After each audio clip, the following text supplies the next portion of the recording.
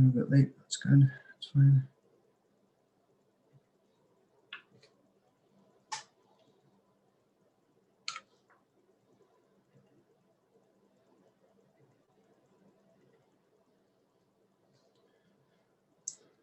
Yeah, people are joining.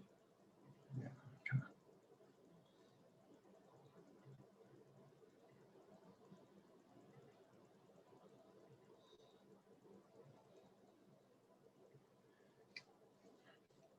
Hey guys, welcome to the webinar where we're going to be talking about analyzing an investment strategy using Python, right? So this is something very similar to what we actually do in our course, right? So if you take a look at our course, it's some very similar stuff that we teach. Thank you for joining. We've definitely had a really good reception from you guys. It's amazing how many people actually signed up for this. So thank you very much for being here. This is great. Not only are we doing this live through Zoom, but we also have this live on YouTube as well. So if you want to check us out there, yeah, cool. But without further ado, thank you very much again for joining. And let me share with you our slides here that we prepared. Let me do this right here.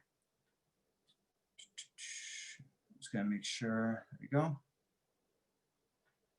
All right, cool. So what we're going to be talking about today again is we're going to be talking about analyzing an investment strategy using Python, right? So here's our agenda for what we're going to be covering. So first of all, we're going to give you a little introduction to, first of all, LumiWealth and kind of what we're going to be going over and a little bit about our classes. And then we're going to go over kind of what is backtesting, because that's really what we're going to be analyzing here, where if you're trying to analyze an investment, you really should be doing a backtesting strategy, which is basically, we'll go over that in a second. And then we'll go over how to measure backtesting performance, right? So we have a few different measurements that we look at. And then we're gonna actually go over the strategy that we're doing, right? And then at the end, we'll have some time for questions. And I believe Zoom has a little thing that you guys can put in there for a Q&A, so you guys can actually see or ask some questions, and we'll be able to go back and forth. All right.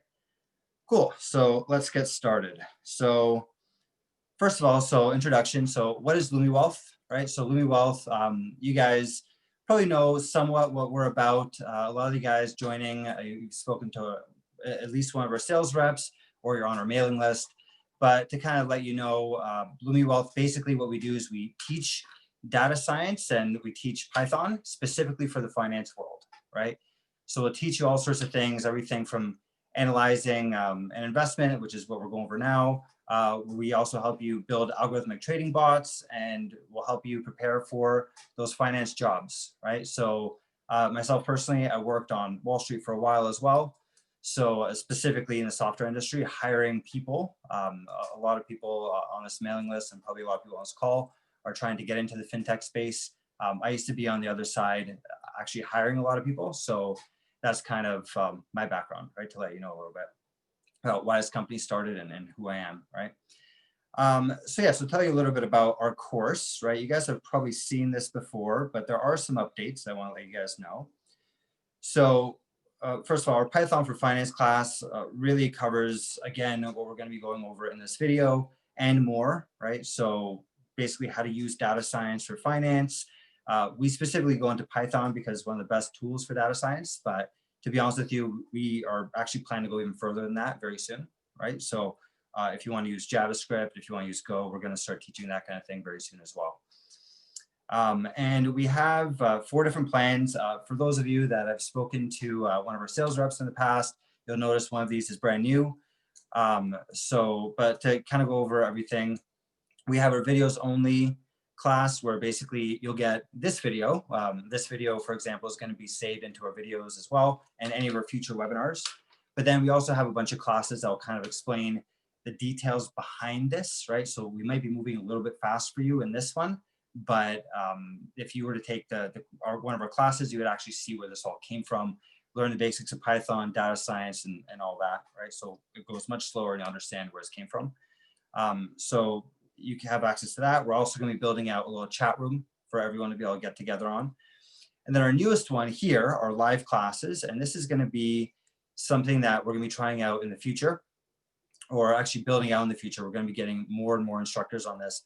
But basically what it is it's kind of one of those Harvard style or Stanford style classes, going to be either 8 or 12 weeks. And in this case, it's going to be 12 weeks where we basically go over the entire course, but live, right? So why live? Why does that matter? First of all, it allows you to ask questions to the professor, whether that's myself or anyone else teaching the class in the future. And we'll have office hours, we can talk. And then you can also importantly get together with other students, and you guys can get together on projects and get to learn from each other, all that kind of great stuff. Well, again, have a chat room and really try to get the community going there as well. It's also a lot cheaper, if you've noticed, than some of our other two plans, where we actually, where you get the one-on-one tutoring help, right? So the project and the tutoring is one-on-one, whereas a live class, you're going to be in a group of people live, many to one with the professor, right? So you can get to this, by the way, from the main Looming Wealth website. If you're ever interested, click on see best-selling course or Python for Finance down here, and it'll take you to exactly this page, right? Also, if you want to learn a little bit more about the live classes, you can click here, and it'll tell you kind of a little bit more. If you notice, there's this little click here to learn more button, right? It'll tell you a little bit more about the class, kind of when it starts, a little bit more details, et cetera, right? You know, unlimited chat. We're doing 2 projects in this thing, right? Where we go over, this is our curriculum of everything we're going to be doing week to week. And then we specifically build 2 projects together as a class when we're going through this live. So by the time you finish the class, you actually have 2 projects that you put onto your GitHub and show off to future employers and all that, right? And then also there's a little thing here on the main page that you can book a call if you want to actually speak to someone and learn a little bit more about this, right? Okay, so that's kind of the introduction to our new classes, introduction to Lumi Wealth. Yeah, so I've mentioned that the recording of today's lesson is going to be in the lecture as well. And then importantly also, we're going to have a survey at the end of this webinar. You'll get an email to you, but also I think your web browser is going to have it, where we're basically going to be asking questions like, what do you want to see in the next webinar and things like that. So I would highly encourage you to fill that out. So thank you very much. Okay, so to start with the lesson, the core lesson, what we're going to be covering today is backtesting, right? And in backtesting, first of all, what is it, right? So backtesting is being able to test an investment strategy. So let's say I have a strategy. In this case, we're going to be doing momentum trading. So I have this idea of this is going to make me money, right? We're going to take that strategy and we're going to test it against historical data, right? So we're going to see if we were to do this over the past 20 years, how would it have turned out? Over the past 50 years, how would it have turned out, right? And this is something that actually a lot of the major hedge funds do. So if you're familiar with Ray Dalio's Bridgewater or Renaissance Technologies, they do, these guys have been doing incredibly well. These are guys that make 50 to 60% a year returns on their portfolios and have been doing it for 20 years straight. This is kind of the way that they analyze investments, right?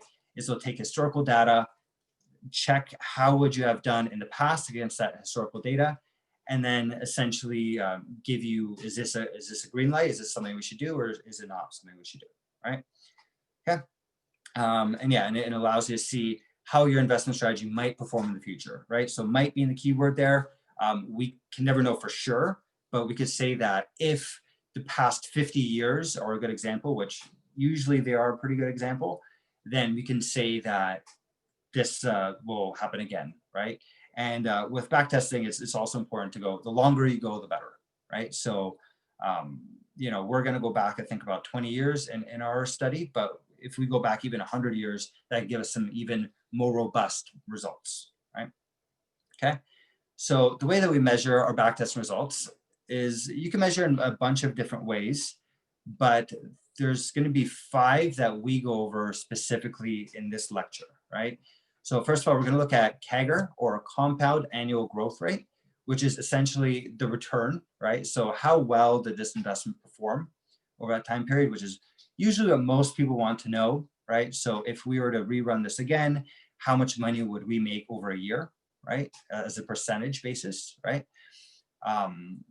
Then there's also volatility, which basically is just standard deviation, right? So It's one thing to know the returns that you're going to get, but some people have these crazy investment strategies where, we'll buy one specific tech stock or some Tesla or something like that, and they made a ton of money, but then what happens if it turns against you, right? Where's the volatility at? So this is important because if you have a leveraged portfolio or something like that, you could actually end up losing a lot of money in the long run, right? So paying attention to volatility is very important, right? Another important ratio to look at is the Sharpe ratio. And the Sharpe ratio is essentially a measure of risk to return, right? It's a little bit more complicated than that because we're saying CAGR, right? So our return minus our risk-free rate, right? Which is essentially what you'll get at like a bank account, right? Or more specifically, federal funds rate. Again, this is one of those things that we do in finance that specifically says how much am I getting for taking on this risk, right? So I could put my money into a bank account and get 1% right now. But if I put it into the stock market, I can get 10%. So this over here would be 9%, right? So it's our risk premium essentially, right? And we divide that by volatility. So that gives us an indication of return to risk, right? Another really important one is max drawdown, right? So in other words, it's like the max loss, right? So this is another one that's very important to pay attention to, right? Because for example, you might think that buying the S&P 500, leveraging it up, borrowing money, putting some money into it, maybe that's a good idea. But if you actually looked over a long period of time, that would be a horrible idea, just because there would be periods where you lose all of your money, right? Which obviously, once you hit zero, it's game over, right? So a good example of that is back in the 1929 when the stock market crashed 70% in the matter of a couple months, right? So this is very important for us to look at, the max drawdowns. That is from the peak to the bottom, right? So if the stock market hit 3,000 and then went all the way down to 1,000, we'd have, a 2/3 loss, right? So that's kind of what we're looking at here. And then another one, which is really good to look at, is ROMAD, which is return over max drawdown. And that's basically the same sort of thing as a Sharpe ratio. We're comparing our risk to our return, but in this case, our risk being our biggest loss, right? So those are the ways that we're going to measure our portfolio. Okay, so now onto our strategy. Okay, so this one's pretty cool. It actually does work according to our models and according to actually a lot of research, right? So a lot of people follow this sort of thing, momentum trading. This was actually, I think, the first strategy that Renaissance Technologies used. Again, Renaissance being one of the best hedge funds of all time. These guys used momentum trading and actually were able to make very good money, and not only very good money, but very good money on a risk-adjusted basis, okay? So we're gonna be doing a momentum trading strategy where we're looking at 3 different assets, right? And you could do this with all sorts of different things, but this is one particular strategy where we look at SPY, which is the S&P 500, and it represents the United States stocks, right? So the US stock market, right? VEU, which is another ETF, and that's basically measuring international stocks, right? And then we have AGG, which is basically just bonds, right? So we're basically going to have a strategy where we're looking at a time period, let's say, for example, 100 days, right? And we're going to look back over that 100 days and say, which one of these did the best? Did the S&P 500 do the best? Did bonds do the best? Did international stocks do the best? And whichever one did the best, we're going to buy that one and hold on to it, right? Until things switch, right? It's going to be on a rolling basis, right? So we're always going to be looking back 100 days. And then the next day, we're going to look back 100 days before that. Next day, 100 days before that, right? Okay. And then, yeah, so we're buying the asset that performed the best over those past 100 days, okay? So let's take a look at the code, right? So if you guys have taken any classes with us, or if you're familiar with Python in general, then this should look very familiar to you. This is essentially a Jupyter notebook, right? And a Jupyter notebook is just a really good way of organizing code. It's something that we use a lot in data science, right? I don't think it's a stretch to say that pretty much almost every data scientist I know uses Jupyter notebooks to some extent, right? There are limitations, but it also really makes things very simple and easy to work with and very easy to share and get information on, et cetera, right? So we use Jupyter notebooks here a lot at LumiWealth. It's not the only thing we use, but it's definitely something that I think will make your life quite quite easy, or make your life a lot easier going through this, right? Okay, so we start off by, again, if you're familiar with Python, if you're not familiar with Python, we also have a free course for you to learn a little bit about Python as well. So if you want to check that out, or you can sign up to our courses. Again, we do teach this. We teach exactly where this all came from. But essentially, first thing we want to do is we want to do an install of a few packages, right? So we have two libraries here, Pandas Data Reader and Yahoo Finance. These are two that we use quite extensively throughout the course. So basically, we put a little exclamation mark in front, pip install, and we hit run. Okay, and then in this case, we've already had it installed, so it's already installed on my computer. But you can see this is essentially what you're going to get back. So you hit run there, and you hit run on this cell as well, and you'll get that feedback of, if you're doing this for the first time, you'll probably see like a little install bar going through, right? Okay, and then we need to, so once we have that installed, next thing we need to do is we need to import all of our libraries. Okay, so again, pretty basic Python stuff here, right? But again, if you don't understand this, maybe book a call with one of our sales reps, and we can get you up to speed, right? So we import all the notebooks, and then we have a bunch of functions here. So this is all the return and risk metrics that we talked about before. Our compound annual growth rate, we're gonna hit run on that, volatility, which is standard deviation essentially, Sharpe ratio, max drawdown, ROMAD, and then we have a little convenience method here that is just gonna print out our performance just to let us know how everything's going, right? So we're gonna hit run on all those, okay? All right, and then what we're gonna do is next thing is we essentially want to download all the information, and we want to calculate returns, right? So we have this little function here. We define a function called get returns for asset. It takes two inputs. It takes symbol and it takes momentum length. Because remember, for a momentum strategy, we said 100, but you can do any number of days. We'll actually do a little test later on. We'll show 100 is not the ideal amount of days, and we can actually test for that, which is pretty cool.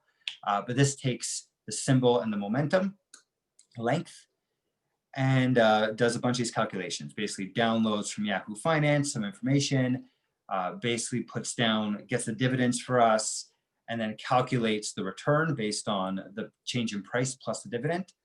And then we also get this indicator of momentum, right? So let's run this. We're going to do this on SPY just because a lot of people are very familiar with this, right? Just as a little test. So let's run it, okay? And you'll see that we get back something like this, okay? We get back, in this case, this is a data frame, which is basically just a table, right? For those of you not familiar. And we're basically going through each day. So 1993, I believe, is when SPY, the ETF, came to be, right? So since then, the price every single day, how much we paid out in dividend, or how much we got in dividends, what that dividend yield was, which is dividend, the actual amount divided by price, the price change. So as you can see here, this is 0.007, which is almost 1% change the first day it came out. And then the return, which is going to be the dividend plus the yield, okay? And then we're also calculating this momentum here, right? And as you can see, we're doing momentum for 1 day. You can see here that momentum for 1 day is basically just the return from the day before, okay? So that's the way that we're analyzing this. So if we're to go over this, basically, let's first run one little thing here just to show you, because it looks like we have no dividends, but there's a way that you can check in Pandas or in a data science library called Pandas, right? Which is what we're using here in general. You can see that we did have dividends. So if you're looking here and you're wondering, was there 0 dividends? Well, they are here. We just picked them out. You get paid a dividend every 3 months, right? So quarterly dividends, okay? Right, and then we can analyze here, we could analyze the performance on this.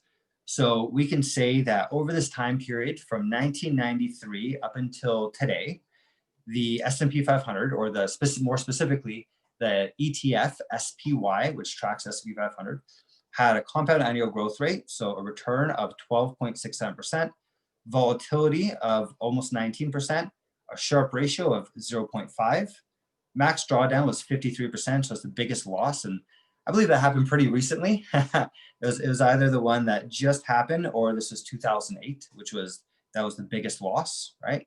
And then the ROMAD is 0.24, okay? So that's a nice little example here of how we do that for SPY, okay? So now to put our actual momentum strategy into play. So let's do that. Okay, so first of all, we build a portfolio, which we have three symbols. Again, we have SPY, which represents SP 500, VEU, which is all the stocks except for US, right? And then we have aggregate bonds, which is AGG. Okay, so those are three symbols we're looking at. Okay, and then we're essentially going to do here, we have a little function that goes, it's going to pull, first of all the stuff from up here, all these returns, okay? And then it's going to stitch together all the returns from all three different assets, and it's going to be on one data frame, one big table, okay? That's going to make it very easy for us to work with, all right? So let's run this here, and again, we're using a 1 day period. Just to make it simple, we're going to see the returns from this. They're not good. Definitely don't do momentum strategy from 1 day to the other. Actually, it's funny enough, there's actually the opposite happens if it's from 1 day to the other, but we'll see how this actually does work for a longer time period. All right, so let's run this here. It's going to take a second, and then I'll show you what the data frame looks like when we're done. Okay, so all right, so we see here we have the returns. So the price, the dividend for SPY, and the return for SPY, and then we have price, dividend, dividend yield, price change for VEU. So we have all that there, and then we have the price, dividend, dividend yield, and all that for AGG, okay? And then we have momentum for all of them. So this is now one big table with all that information in one spot, okay? All right, so now that we have that, now we want to understand what the returns are, right? So the way that we're going to do that, and we have a little bit of stuff here if you guys want to quickly read it over, but essentially this is what we're doing here, right? Is we're looking, and actually I'll scroll down so you can see the code as well. I don't know if this will fit, but okay. Essentially what we're doing here, to walk you through the code, is we're going one row at a time, okay? And we're checking each row in this thing up here. We're looking at each row, and we're checking which one has the highest momentum, okay? And whichever one has the highest momentum, we're gonna say, pick that symbol, right? And we're gonna assume that that symbol is the one that we're buying, right? So it's the same thing as saying, pick that symbol, okay? So we're gonna add in something called top symbol. It's gonna be another row that we add on. And then we're also gonna add in another row called return, which gives us the return for our strategy in particular, right? So before we had return for SPY, return for AGG, et cetera. Now we're gonna have return for our entire portfolio, and that's gonna be based off of this symbol that we bought on that day, okay? All right, so let's run this. Again, this is for 1 day, right? So the performance is not gonna be very good, but it's gonna drive our point home. It's gonna help you understand this a little bit, and then we'll modify this so you can see different time periods, okay? So here we ran this thing here. You see we have these two extra columns here to the right, okay? Top symbol and return, okay? So in the first one, we're saying we should own VEU in the first time period, okay? Why VEU? Well, let's take a look here. When we see momentum for SPY, we have 0002. For VEU, we have 006, so quite a bit larger. And then for AGG, we have 003. So the highest momentum was VEU. So we're saying we're going to buy that, right? That specific symbol for that period of time. And the return that we would have gotten for that day is about 0.5%, right? So 0.004, right? So again, this is saying we're looking back the day before. How did all of them perform? The one that performed the best, just buy that one, right? So this is just a 1 day, okay? And let's see, now we could run performance. Remember that little performance method we had up top. When we hit run on that, we see this is not a very good strategy, okay?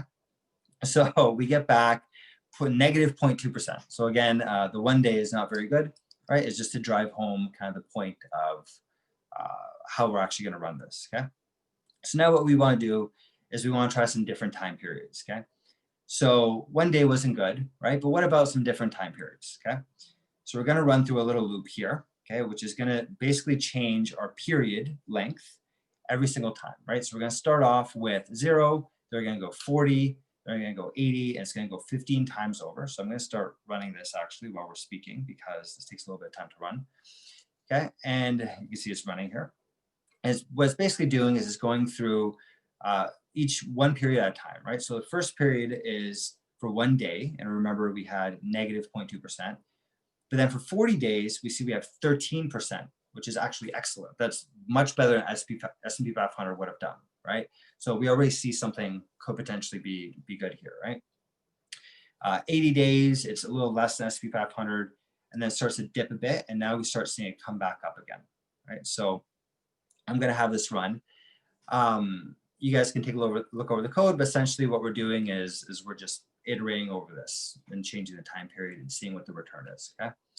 So now, one thing that actually while we're waiting for this, one thing that you guys can do during this time period is we're going to be doing a Q&A session after this. So I believe you guys should be able to see this in your Zoom client. There's a little button there that says Q&A, I believe, Q&A or questions. If you click on that, you should be able to post some questions. If you're having trouble with it, you can also chat with us and kind of like write out, there's some issues, but you should be able to put in some questions. So if you have any questions, please feel free to type them out now. Okay. And yeah, okay, so we have this done, right? So we've run this. We see that our best time period is if we hold for 560 days, and that gives us a 13.7% return, which is fantastic. It's amazing. That's even better than S&P 500, which has been very, very hard to beat. Remember, this portfolio actually includes the S&P 500. So for us to beat the S&P 500 is actually quite impressive, right? So this is amazing. If we actually held for a 2-year, what this is saying basically is if we held for a 2-year time period, so what asset has performed the best over the past 2 years? In this case, we could look back and probably say it's either S&P 500 or bonds. We should be holding on to that, right? Until that flips around. That's kind of what this strategy is saying here, right? And we could print out, I've also been saving for each round the CAGR, so we can print that out. Is kind of what that looks like, right? So we have period length and we have CAGR. We're going to turn that into a data frame. So we can see here period length and then the actual compound annual growth rate for that period, that holding period, right? And then we can plot it out as well. So we show you a little graph here. So this is how your strategy would have performed depending on the amount of days, right? So you could see that if we held this for the 560 days, that is the best kind of return. Maybe even if we held for longer, it'd be even better, right? So we can still play around with this. So this is obviously a very good result, and it seems like Renaissance Technologies and the others definitely were onto something when they're talking about momentum trading strategies. And we have the evidence here, right? We can also go over a couple more things, right? Whenever we're going over this kind of strategy, we can look into it further by, in this case, this is from the 2000s. Basically, it's not a super long time period that we're looking at. We might want to extend the time period that we're looking over. Maybe we want to try different assets. There's a bunch of things that we could do to even optimize on this and find what is the best type of portfolio for us to own, right? What's the best thing for us to make money, right? And then I've also put this together here where we take the 560 and let's, again, we don't want to only look at returns. We also want to look at the other metrics for performance, okay? So what's really impressive about this is not only is this having a better return than the S&P 500, but also has a lower volatility and meaning a higher Sharpe ratio, okay? So if you went by this strategy and you bought only the ones that had the highest momentum, instead of losing, remember before we lost 50%, in this case, we would have only lost 30 at the worst time period. We would have had a higher average return on our portfolio, and we would have had a lower volatility. So overall, less risk, higher return. Sounds amazing to me personally, right? So yeah, so that's essentially us analyzing a momentum backtest, right? So again, guys, this is one particular strategy. If you actually sign up for a course, there are many other strategies that we go over as well. We go over, having different types of portfolios. We go over simple buying and selling, and we help you actually build out much more complex trading strategies in this as well, right? Okay.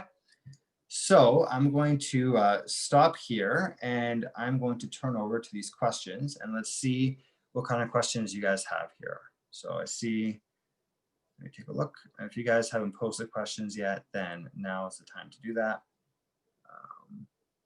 A little bit new to this Zoom thing here, so I'm trying to figure out exactly how to. Okay, so we have one question here. All right, so yeah, so we have one question here that says, can this be used for an individual stock, right? So yes, we can definitely do this for an individual stock as well, right? So what we can do is essentially look at something like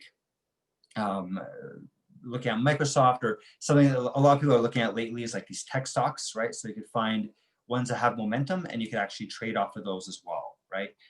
Not only can we do this on a longer time period, which is what we're going over here, day to day, but we could also do minute to minute, hour to hour, and we could show you how to do that as well. There's better data sources that we can get where we can get the minute by minute data. So that's one really good way to do momentum, right?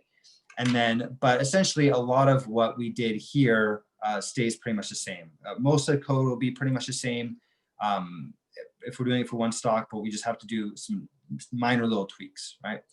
If you're interested in that, again, check us out, set up a call with one of our sales reps, or you could even just go in and purchase, and we'll go through the videos and we can get you in touch with either myself as an instructor or one of our other great instructors that can walk you through exactly how to do that on an individual stock basis as well, right? Any other questions?